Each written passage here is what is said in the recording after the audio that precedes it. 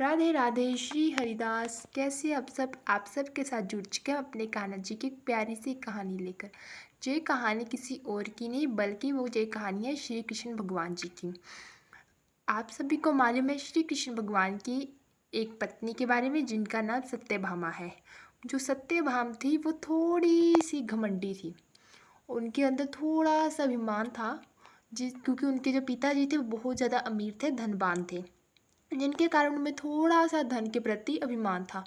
उन्हें लगता था कि जो वो थे वो कृष्ण भगवान जी को सबसे ज़्यादा प्यार करती है, और वो सबको ये दिखाना चाहती थी कि वो कृष्ण भगवान जी से कितना प्यार करती है।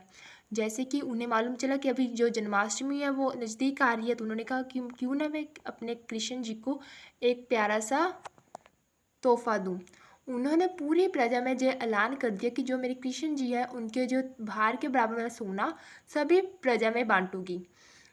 पहले के समय में क्या होता था कि जो हम पहले पलड़ा तराजू के पलड़ों में एक जो एक व्यक्ति बैठ जाता था उसके जो मुताबिक जो भार के मुताबिक से सामान था वो गरीबों में बांटा जाता था।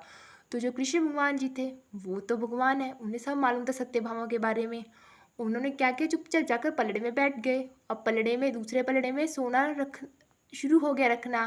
जो सत्यभामा थी उन्हें मालूम था कि जो मेरे कृष्ण जी है उनका भार कितना का है। तो सत्यभामा उसमें सोना रख जो सत्यभामा के जो नौकर थे, दास थे, वो उसमें सोना रख रहे थे। जो पलड़ा था वैसे का वैसे ऊपर ही हुआ था, वो पलड़ा नीचे हो ही नहीं रहा था। तो सत्यभामा थी वो डर रही थी, उसने कहा और सोना लेकर आओ। अब सारा सोना पलड़े में रख दिया, पर लेकिन वो पलड़ा वैसे का वैसा ही था। जो सत्यभामा थी अब वो बहुत ज़्यादा डर गई।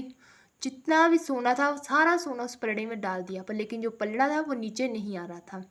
तो सत्यभामा रोने लग गई, क्योंकि उसे अब अपनी गलती का एहसास हो चुका था। पर लेकिन अब सभी प्रजा के सामने वो अपनी गलती कैसे मानती। तो उसने सारी बात जाकर रुक्मणी को बताई। तो रुक्मणी जी ने कहा कि तो अब तुम्हें अपनी गलती का एहसास हो चुका है। जो तुम्हारे आंसू है, जो तुम्हारे पश्चाताप के आंसू है। और जब किसी व्यक्ति को अपनी गलती का एहसास हो जाता है तो भगवान भी उसे उस गलती के लिए क्षमा कर देते हैं। तो हम तो अपने नाथ की पत्नियां हैं, तो हमारे नाथ हमें क्यों नहीं माफ़ करेंगे। तो रुक्मणी जी ने कहा रुको, मैं तुम्हें एक उपाय बताती हूँ कैसे वो पलड़ा नीचे आएगा। तो रुक्मणी जी अंदर गई और उन्होंने अंदर से कुछ लेकर आई। उसने कहा जे लो, जे पलड़े में रख दो। तो रुक्मणी तो जो सत्यभामा थी उसने कहा जे क्या। उसने देखा तो रुक्मणी जी तुलसी के 3 पत्र लेकर आई थी। और जो पत्र थे आपको मालूम है जो तुलसी है वो हमारी कान्हा जी की कितनी ज़्यादा प्रिय है। तो सत्यभामा समझ गई, उसने वो 3 पत्र लिए तुलसी जी के और कान्हा जी उस पलड़े में रख दिया जहाँ सोना था। जो वो पलड़ा था वो एकदम से नीचे आ गया। जो सोने वाला पलड़ा था वो एक कान्हा जी के भार के बराबर हो गया। इस तरह कान्हा जी का भार बराबर हुआ। इस तरह सत्यभामा ने कान्हा जी के भार के मुताबिक सोना गरीबों में बांटा, और उससे अपनी गलती का एहसास भी हो चुका था। इस तरह कृष्ण भगवान जी अपने भक्तों की हमेशा मदद करते हैं ताकि वो गलत दिशा में ना भटके, चाहे वो उनके परिवार वाले हो चाहे उनके प्रिय भक्त। इस तरह कान्हा जी सभी पर अपनी कृपा बरसाते हैं।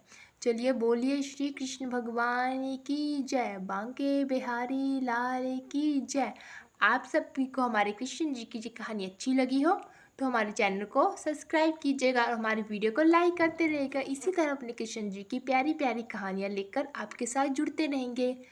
आप बोलिए प्रेम से राधे राधे।